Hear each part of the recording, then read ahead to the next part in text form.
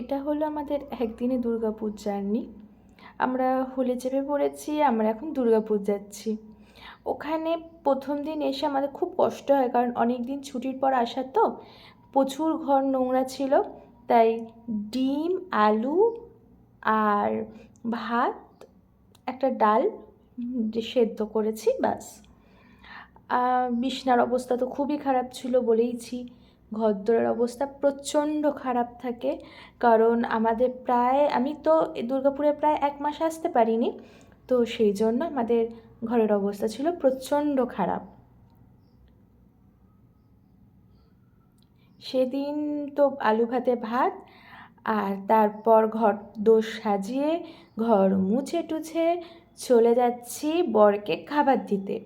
কারণ হলো আমার বরের অফিস, মানে বর যে কলেজে চাকরি করে সেটা আমার যে মানে ভাড়া যে বাড়িটি আছে সেখান থেকে একটুখানি, তো খুব স্বাভাবিক যে দুপুরবেলা আমি তাই ওকে খাবারটা দিতে যাচ্ছি। তার এক গাল হাসি, কারণ সে দুপুরবেলা একটু খাবার পেয়েছে গরম গরম। অন্য অন্য সময় আসতে পারি না, অনেক সময় অনেক কাজের চাপ থাকে তাই আসতে পারি না।